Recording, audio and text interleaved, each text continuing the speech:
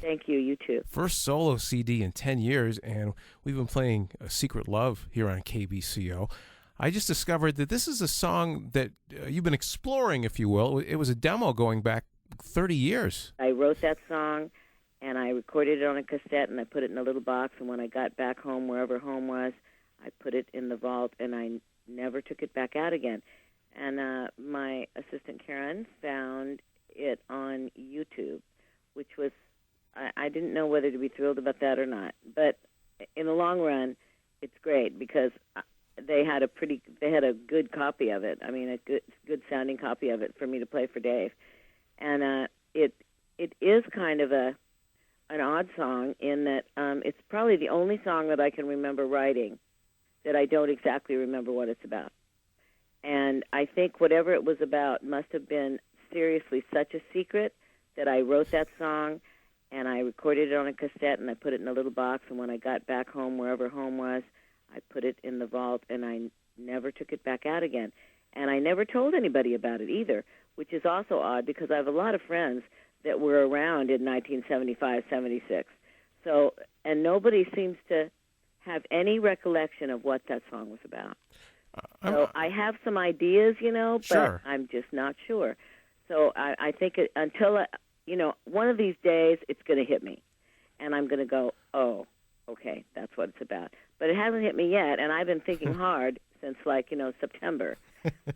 So it's going to have to remain its intriguing secretness until we really figure out what it's about, because I wouldn't want to, go saying it's about this person and then having that person call me and say, it's not about me.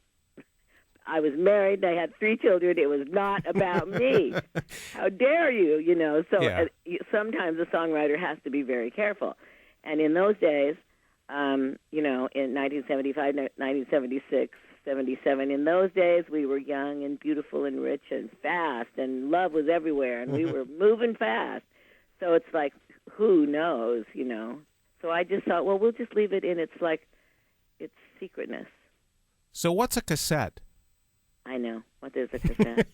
Well, I love cassettes because they were very easy to record on, and they sounded really good. So if you did a little piano demo on a cassette with a stereo mic, you had a really great thing to play back for people.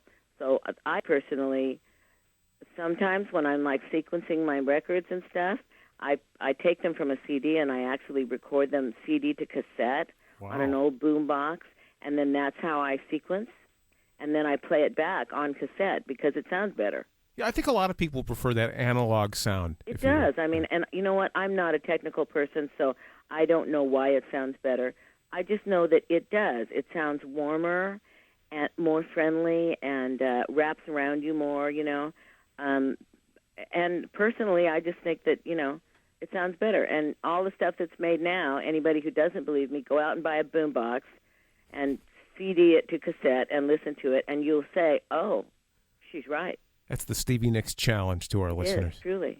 We'll single-handedly bring cassettes back to life. You mentioned to me a couple of minutes ago, Stevie, that you weren't sure how you felt about this unreleased music on YouTube, and that's where we found the demo as well. I was wondering if you could elaborate on your mixed feelings about that. Well, on one hand, had it not been on YouTube, it's possible that I might not have been able to record it because I could remember some of it, but not enough to record it. So for that reason, then I have to say that was great. On the other side of it is has everything I've ever done been stolen out of my house and put on YouTube? Right.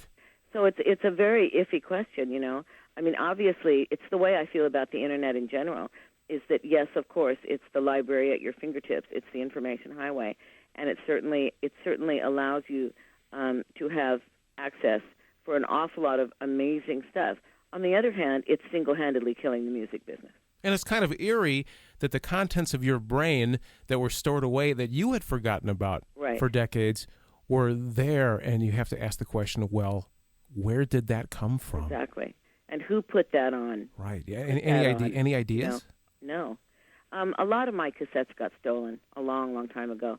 And I think that a lot of my cassettes really weren't even stolen. I was very free with my music, for before all the internet thing happened. And I would write a song, I'd put it on a cassette, and I'd play it for 10 of my close personal friends, and they'd all say, "Can I have a cassette of it?" And I'd say, "Sure, not a problem," because I wanted people to have my music, and I especially wanted my friends to have it.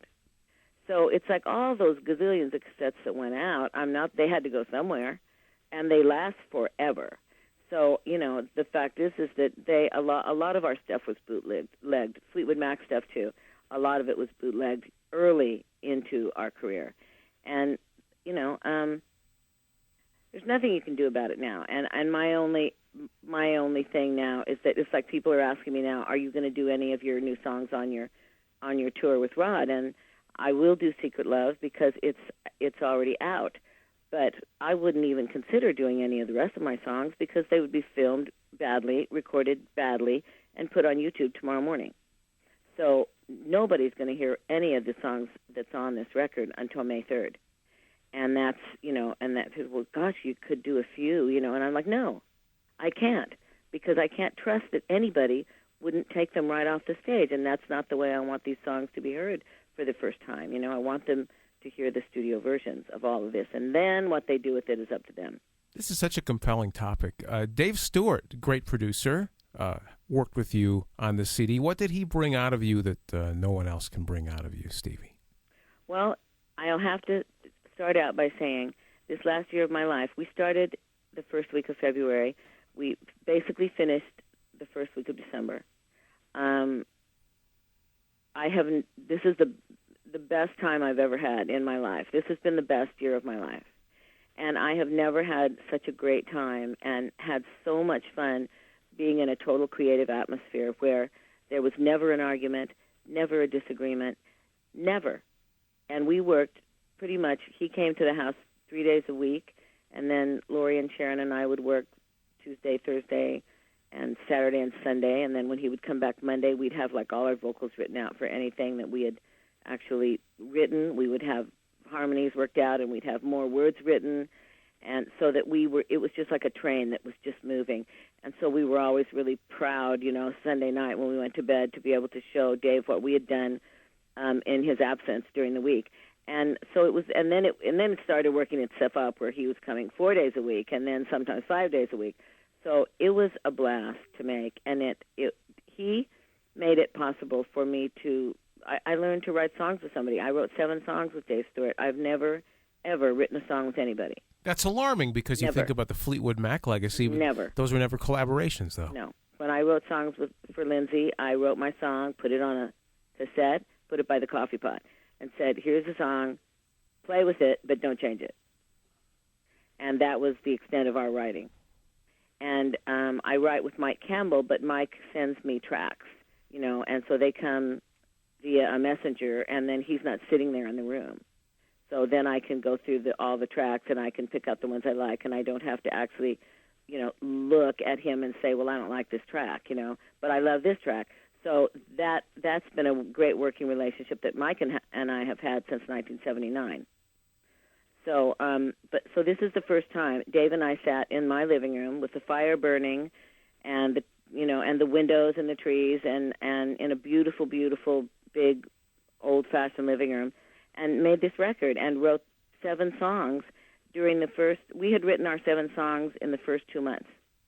So if you ask me how this happened, it happened because I gave him at the end of January, I gave him a book of about 40 pages worth of poetry, and he actually read it. And then after the Grammys, he came up to my house, and he had sent me a song that he had written that had just the four lines in the chorus written, and he'd asked me to write the verses. So over that kind of Grammy week time, I wrote the verses.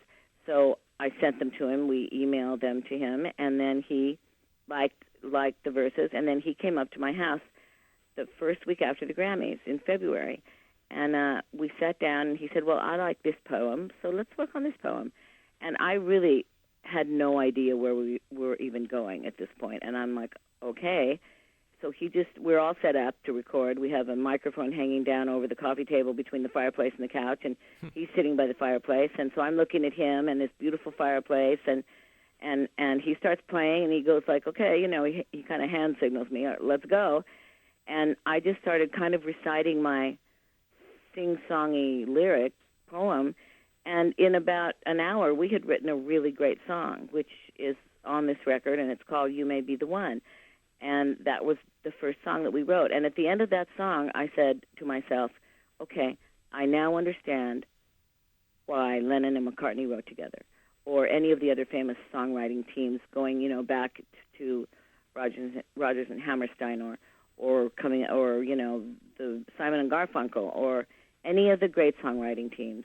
I understand why, because Dave knows thousands of chords and has a great understanding just of song and melody, and I have poems. If I never wrote another poem, I wouldn't have to. I have so much, unused poetry that it's endless. So the fact is that I could bring all that poetry and my sense of melody to his amazing understanding of the guitar and chords and just song structure. And together in, half an hour, we write this amazing song. And it was like the golden doors opened for me. And I said, okay, well, I'll never be the same. So I'm changed forever.